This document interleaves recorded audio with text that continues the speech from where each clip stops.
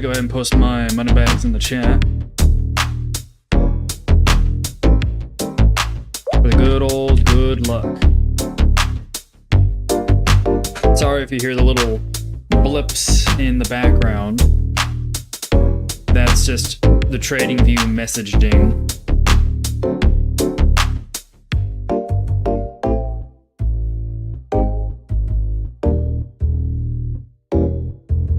There we go. Got that turned off for now. Try to keep it on. Oh man, oh man. Have you guys seen what's happened on the dollar recently? Check that out. One spike up after another spike up after another spike up. You had this spike up and it reversed, and I mean, I was looking at that like, all right, we are ready to move. And then this happened, and we're like, well, we are not ready to move. Well, that's just how things happen. That's just how things happen. Right now, we got pretty good trend here. Let's go ahead, pull up the trend cycle, nice and green. Nice and bullish. We're pretty far from that at the moment here. Let's go ahead and pull up the probability pivot points. All right. I want to actually look at this on a daily chart time frame. So real quick, I want to see weekly period pivots on a 1 day time frame. This way, we load as much historical data as possible. You can see here we have 52 samples. They're kind of all over the place. Looks like it's sampling from some old data that might not be too great. So let's just sample from, how about the 1980s forward? I'll show you guys how to use this after year. Filter. And that should filter what gets sampled. There you go. Now that looks more normal. And you can see we have in the bottom left-hand corner, 43 samples. Actually, I did do a little bit of demonstrations with this yesterday. So I'm going to set this, instead of manually selecting what week to display probabilities for, I'm going to set this thing to auto. So it just automatically gets me next week's probabilities for the last 40 years. Good stuff. And check that out. This orange dotted line here is the probability weighted pivot. So this is the probability pivot points indicator, and we're loading seasonal data into it. So it's saying, oh, for the 49th week of the year, which is the current week that we're trading, what is the distribution of tops between any two pivots? So these are your probabilities of getting a top for the week on DXY over the last 43 years between any two pivot points. And this probability weighted pivot simply is a weighted mean. It takes all those probabilities and uses them as weights against each individual pivot point level. And so that means if you compressed all the pivot point information and you compressed all the probability information into a single value, that is what you get. And that's right there at the 104.008 level. And you can see we are kind of reacting off of it right now. I would be very surprised if we went past that R1.5 weekly pivot, because you do not go past it very frequently. What's that? We can round that up maybe to 5, round that down to 2 and 2. And so you're talking maybe 14% of the time over the last 43 years is the high on the dollar index above that weekly R1.5 pivot. That doesn't happen too frequently, and you can see why I also have the negative dollar expectations from the last few streams here. Like most of the time, you get your top this week, roughly around this spot here. But man, that is making me a bit nervous, right? Like if the dollar, and especially when you go ahead and start looking at some of these yen pairs, I mean, some of these yen pairs really got hit hard. Euro yen is down like 80 pips at the moment. I mean, I still look at this and I'm like, okay, over the last 21 years, the top for euro dollar this week has always occurred above the weekly central pivot. We can go ahead and try and load more historical data on other charts that might have like 40 or 50 years of data, and that could be useful. But just with what we got here, it's like, well, yeah, still pretty good odds of going higher. So now that we've had this sort of bearish continuation trade setup, I wonder what the odds are of finding a low this week right here in this spot are. So let's go ahead and change our data source to low, and that will load the low probabilities. And yeah, you find your low in this area quite frequently for the week using the last 21 years of seasonal data. So with that in mind, I would not be pulling the fire alarm quite yet for like, oh, we're gonna crash and the world is gonna end. I was looking at some other analysis though.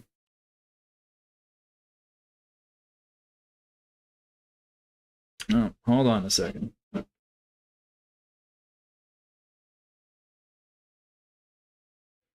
There we go. The internet's back. Don't know exactly what was going on there with the internet. Was it always kaputs like that? Was it always come on, give me some feedback. Was the stream choppy as all hell that whole time, or is it coming back? Hopefully it's coming back. That'd kind of suck if it was choppy that whole time. Alrighty, let's see. I'll just assume everything's hunky-dory right now, so let's just keep a move on. I was looking at the euro-dollar today. I was pretty surprised on this pretty steep continuation lower. As you guys know from the commentary I've been given, I've been like, it's probably not the end of the world here with the shots I've been taking on the long euro-dollar side. But I was taking the shots around here and around here in this peak in the distribution of my other indicator here. This is range probabilities. A similar sort of analysis to pivot, to the probability pivot points, but this doesn't use pivot points to generate the probabilities. This uses a pretty advanced statistical distribution and creates much more tighter ranges to look at. And so I was taking shots around here, and I mean, the simple way to look at this strategically is you try and take shots at the peaks and you put your stops at the troughs. Shots at the peaks and stops at the troughs. Shots at the peaks and stops at the troughs. So this so far for the last 6 months that I've been doing this has treated me very, very well. Let's go ahead and look at the weekly ranges and see if we get any lineup. Well, we kind of do. This area here is where we had a peak for the month on euro dollar, and right here you see we have a little moderate bump right there. So I wouldn't be too surprised if just the kibosh came down on euro dollar this week and we just went way down there. Effectively, I am out of these things, right? Like over the last couple of days. Oh man, this is such a good spot to take shots. I really enjoyed taking, shots at these spots, and yeah, I might have got hit there and hit there. I'm like, well, now it's encroaching on some territory that I'm not too interested in taking shots at, because I mean, I can have a greater deal of, I can have some certainty about taking shots at these peaks, right? And the level of certainty I have is proportional to the size of those probabilities. And I try and take other information into account for those discretionary decisions. But when it comes down to now looking at that monthly range and these weekly ranges, like, no, dude, that's pretty clearly a trough. This thing could quite easily move down to the next significant peak. Like, I am now anticipating that Eurodollar trades at 107.5 at least sometime this month. We got this move here into this spot below 108 like just in the last 3 hours. So I am updating my expectations in reaction to new information. And this is a new development. Like, if I had done this show like 5 hours earlier up here, I would be like, well, there's definitely a risk of going lower, but we haven't actually moved lower yet. And because that's not necessarily the case yet, I'll go ahead and keep, holding my shots on the long side because I know exactly what my threshold is here. And now we're kind of past that threshold, and I am not interested in any more long shots until like we're much lower. And these yield spreads are just bad. Oh man, these, yikes. Those are not positive developments. That's pretty bad. I mean, maybe we'll get something by like Tuesday of next week, but I don't have good expectations for at least Eurodollar.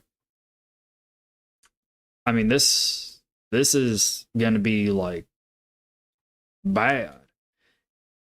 And it always kind of throws me off a little bit when the expectations from all the institutional outlooks, they are just totally wrong, right? Like, usually when institutions are, because I mean, I was seeing lots of institutions taking shots here in this spot in the 108s. Like, a lot of institutions have been taking shots to the long side around that 108 range, and now we're in the 107 range.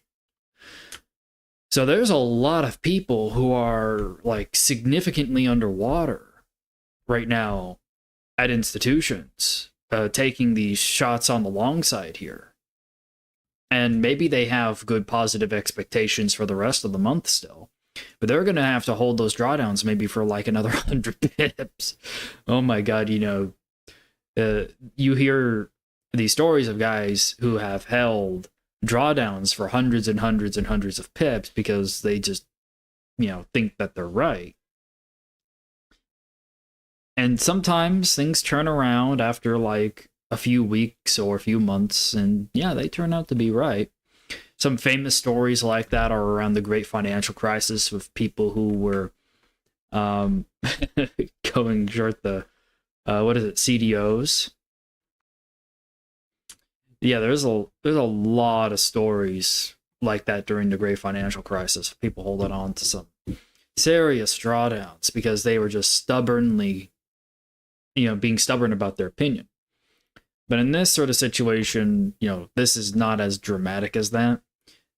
But this is like, okay, do you take the hit, or because there, more drawdown is, in my opinion, imminent? When I look at this chart, when I look at these probabilities, I assume, and I look at these yield spreads, I'm like, man, if these yield spreads continue, yeah, I would be expecting like the low 107s here on the Eurodollar. Also, the S&P kind of just holding in there right now. It's not doing so fantastic. I mean, it's been holding up, but the volatility is just gone. Like, these candles are so small for like the last 2 weeks compared to all this stuff here, right? Man. So we're trying to figure out, well, where is the next stop here on some of these assets? Let's go ahead and check up on that trade here. Yeah, this is now looking like it's going to go to the 125.2 spot here. All these dollar pairs, I think, are going to see continuations. That still looks like it's holding up, but compared, like looking at how all these other dollar pairs are moving. I mean, when you look at the dollar index directly and you look at the distribution of where tops come in, like that seems pretty obvious. That 104.3, 104.4 or 5 range, this area up here. So there's probably another 30 or 40 points left, in my opinion, based on this analysis of GXY upside. You know, you can look at the seasonal data, and the seasonal data does look good, right? Especially when you load lots of historical data into it. But understand, these are still positive probability. Like there's still a number here. There's still a probability of going there. And just because you only go past that R1.5 weekly pivot 15% of the time, guess what? That means 15% of the time you go past that pivot. And with pivot points specifically, because you are dealing with ranges, right, between these pivots, like these are 30 pip ranges roughly, it's a bit hard to say, well, do you start trading at the top end or the bottom end of that 30 pips range in the pivot set? Like the biased pivots, if you were, let's say, just using a standard bullish bias, it would have told you, hey, you know, taking a shot right here as soon as you get into the, you know, just below central pivot, and once you, this is where you're going to be targeting, right, for your exit. But man, look at that, 18.6 plus 2.65, right? That's the probability of this condition being met. It's like 20, 24, 23, 25% of the time, like somewhere in that range. Your probability is not like it, like if effectively it's like a 1 in 4 chance you at least hit this condition, and 18% of that, or 75% of these occurrences, you're actually going past R2. You're going past the R2 pivot 18% of the time, which is a lot more than this 4.6, which is where your exit condition here is. And you'll notice that when you start using this indicator and looking at at least the seasonal data, it clearly shows like, hey, usually when you reach this R1.5 pivot, you actually do go past that R2 pivot quite consistently. So sometimes you do get most of your tops in this exact spot, but like those are like specific scenarios. I wonder what an extension pivot looks like here. Extension bullish.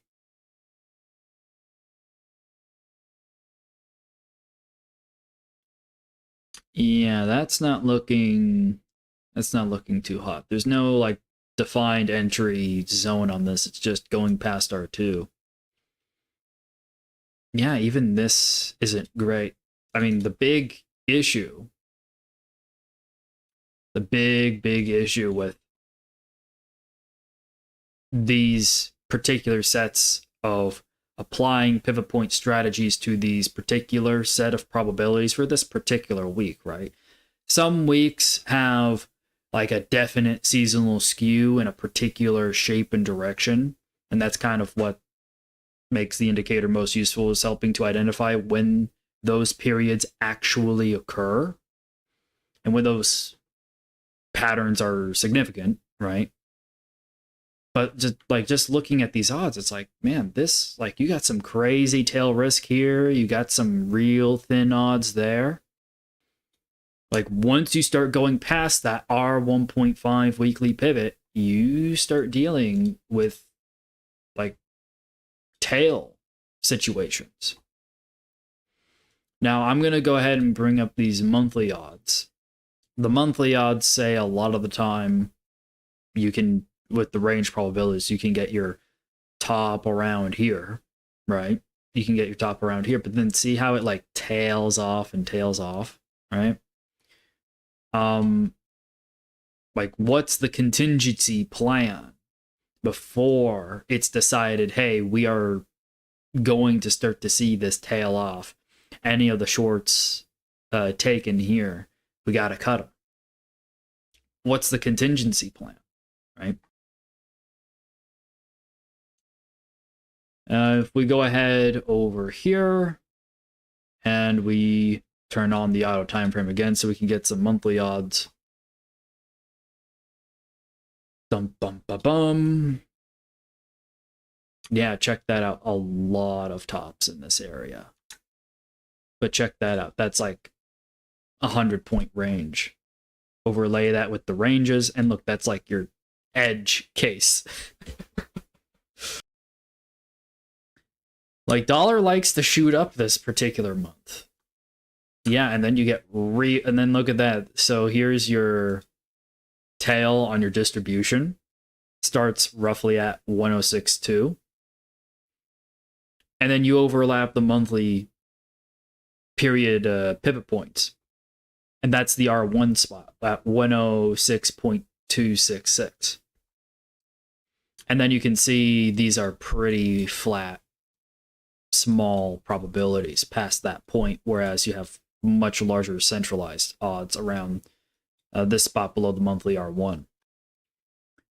So if I was now looking at this, I'm after today, because today's performance was not particularly stellar. It's like, hey, I'm going to be more cautious of the risks that potentially entail like dollar shooting up to like 105 sometime this month, 106.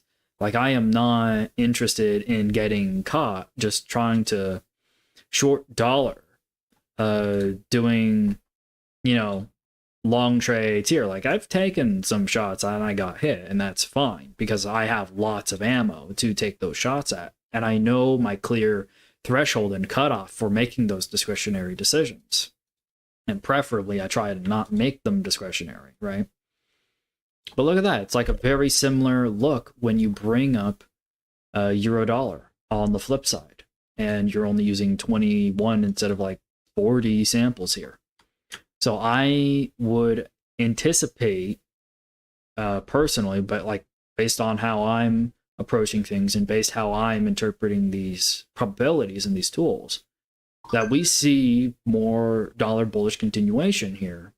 And we go, I would not, at this point, I would not be surprised to see 107 get touched this month. Like, yeah, conservatively, maybe some people are going to start taking shots around 107.4, 107.2. But I would absolutely not be surprised to see 107 this month. I would absolutely not be surprised. I don't know. What do you guys think? Do you guys think that's what do you guys think? Let's see here. Prinsley, nice to see you, my man. Hello, Jao. Hello. Good stuff, my man. Good stuff. But yeah, let me know what you guys think so far about the analysis. I don't have I'm just kind of like looking at this and I'm like, oh, things are really not developing well. And the expectations going into December that all these outlooks had are just slipping away. Like, the exact opposite worst case scenario against those outlooks is what's currently developing. There's a lot of people who are probably really upset right now who had exceptionally strong biases for shorting the dollar in December, who are probably getting yelled at right now by their portfolio managers. Oh man, what's going on? You know, freaking dollar's getting strong is what's going on. And the dollar index itself hasn't moved. I mean, it's moved about 100, 120 points, but then you go ahead and you look at some of these FX pairs and it's kind of nutty, right? Yeah, gotta be careful with trading, right? Just gotta be real darn careful here. Let's look at these weekly odds here on New Zealand. Yeah. New Zealand had some of the better yield spreads. The differences between like the 2-year yield and in New Zealand versus the 2-year yield in US. If you did that across the board, that's how you get this. So there's the example I just gave with the 2-year, but there's the 5, the 7, the 10, the 20, and the 1 across different lags and time horizons. But yeah, the yield spreads from the US to New Zealand have been some of the most positive, and now they're kind of taking a hit here. Like you can see yesterday they took quite a bit of a hit. They haven't totally really come back today. I mean, usually when you see really strong development in yield spreads, that's actually pretty good. Pretty good for the development of price. Like you can see positive yield spread here, some positive yield spread for this entire move up here. It's just yield spreads are generally a factor in FX markets. It's one of the reasons it's something that's managed through FX markets, so it has an effect on some pricing, and it's very, very frequently modeled in FX models, FX pricing models. Let's see here. What else is there? What else is there? Oh, any more developments here on oil? No. But we are at a peak on the low end.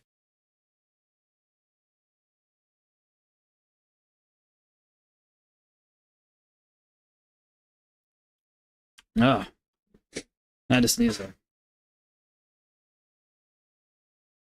Anyways, bring up some weekly odds here. I mean, I would feel a bit more certain. I feel a bit less uncertain about oil maybe finding a low here. The odds look a bit better on oil, that's for sure. There's still risk of sliding down a bit, and especially if the dollar gets a bit stronger, yeah, but that might look like a decent spot to be taking some shots if I was trading oil. I wouldn't mind that. It'd be in this spot here too, but then also check this out. So I'm just going to put a line here at the S2 pivot. So see how once you go past S2, you have this 0%, 0%, 14. So this whole area here is like a probability gap, where once you cross it, the theory is that you go to the next most likely zone. So you just treat this as like a gap and assume it goes to the next most likely area.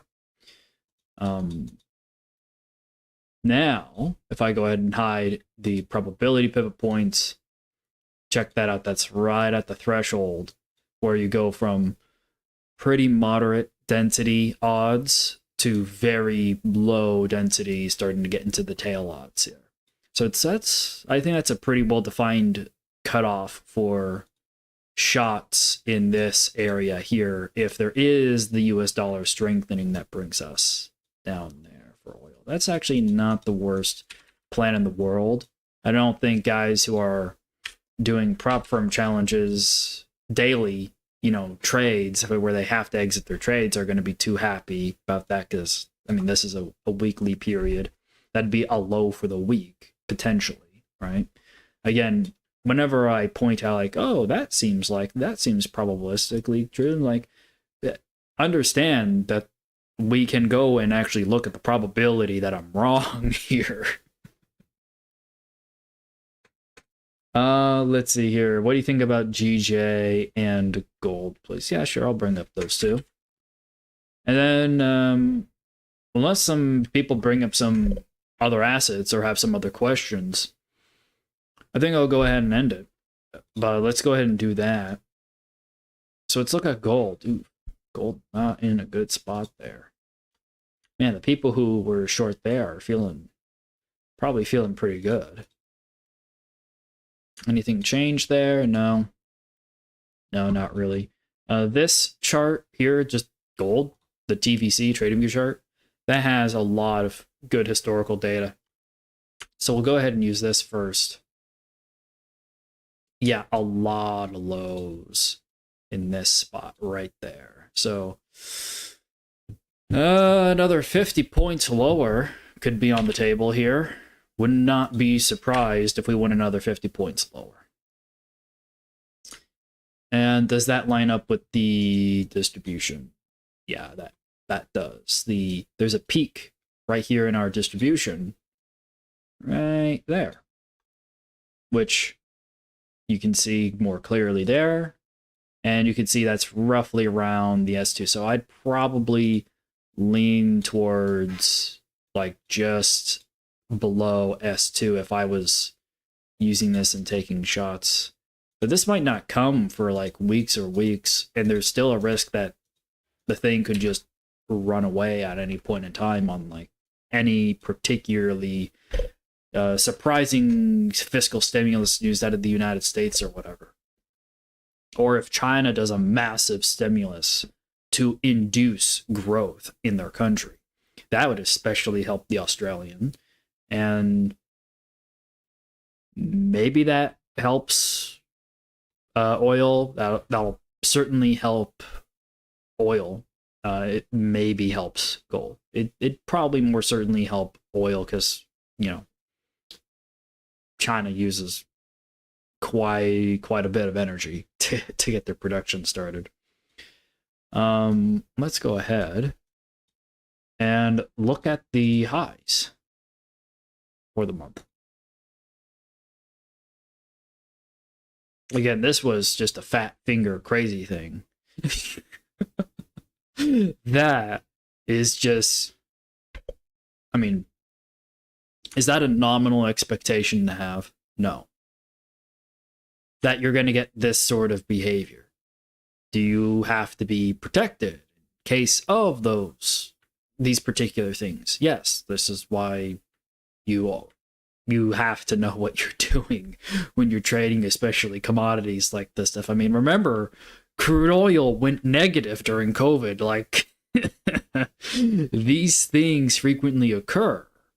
Like, just because they might only happen once or twice every 5 or some odd years, doesn't mean that you need to factor in the risk of something like this occurring potentially on the next trade that you do. And most people will never consider that. However, most of this sort of risk could be mitigated just by making sure you have a stop on the trade.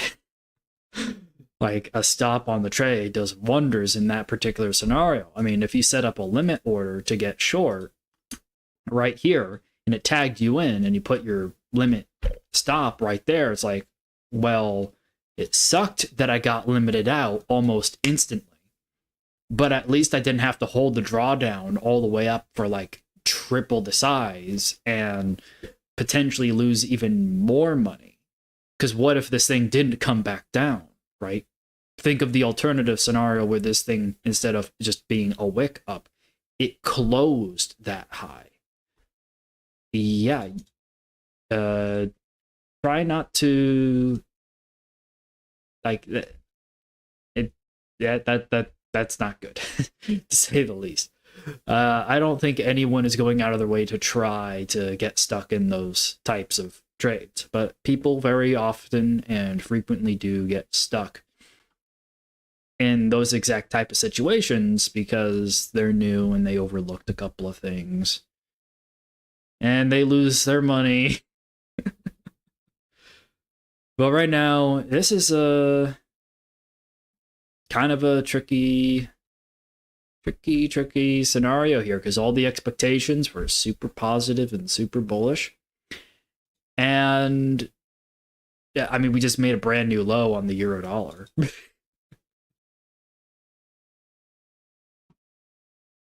Yeah, my man, this ain't looking so hot. This ain't looking so hot. Let's go ahead and bring up the low odds here on euro dollar. Again, my expectation, this thing's either gonna start pumping the brakes at 107.5 and actually maybe reverse around 107 based off what I'm looking at. There's one other indicator that you get when you get all those things. When you join the trading group, you get access to all that stuff. But there's one other indicator that I have called seasonal forecasts. And yeah, it looks like something starts to happen around the 10th trading day of December, which would be the 14th of December. So this is like a pre-Christmas rally sort of thing. But I do not have the best expectations up until we get to what happens on the 8th of December. What happens? That's a very positive seasonal expected value day. Oh yeah, this is actually just sampling years post-COVID. So this is only sampling 3 years of data from 2020 forward. So let's go ahead and turn off the filter here so it samples all the seasonal data and see what that expected value looks like, what that seasonal expected value looks like. You see, it's pretty flat. Not a whole lot of significant seasonal movement that comes out on a day-by-day basis there. Yeah, that's kind of disappointing. No super significant seasonal. I mean, maybe there's something there to buying a low on the 7th and then taking it to like a high on the 10th. That might end up working, but that's in like a week from now. That's in like 4 more trading days from now. Well, it's about a week if you're doing it by calendar, but this is by trading day. Let's see, because that 10th or 9th trading day is like the 13th or the 14th trading day. Well, 13th or 14th calendar day of December. And this over here is like next week, Monday, Tuesday. Yeah. We could be in the low 107s by end of week. I would not be surprised if we're in the low 107s by end of week. Yeah. That's just what I mean. I already was like, hey, I'm expecting the low to come in, but I had set thresholds for like, hey, don't go past this spot here. Like, the expectation like a few days ago was this thing was probably gonna rally from here to 111. Like, the expectation from institutions was here to 111 to look like this, like to do something along those lines. But now it's just going exactly the worst opposite direction. So many, like, you think retail guys might be getting hit because they're looking at institutional expectations, and markets are doing the opposite of those institutional expectations. Imagine what the institutions are feeling right now when things are going so significantly against their expectations. Well, that's just what cutoffs are for, right? And especially when you're doing things on retail discretionary side, you need to know like what your limits are. It's one of the reasons why I encourage people to play a lot of simulated poker, because you get to get a lot of experience kind of dealing with playing small amounts of risk, what hands to play, what's the probability of this hand making money versus the risk I'm taking to make that money, you know, the expected value. Poker is just a quick way of getting doing a lot of repetition of those types of calculations, and quality wise, I find those skills transferable when interpreting, you know, looking for things to interpret from strategies and different statistics, understanding the different statistics when it comes down to trading. Oh, so many stories of professional poker players transitioning and becoming like really good traders. Definitely worth checking out how to play some good poker, in my opinion, right? Always my opinion. Alrighty, you guys, I think that's going to call it for today. When it comes down to it, I'll see you in the Discord if you want to try out these indicators. There's a 10-day trial, link to it in the description to sign up for the trading group when you're there. And I'll see you guys in a bit.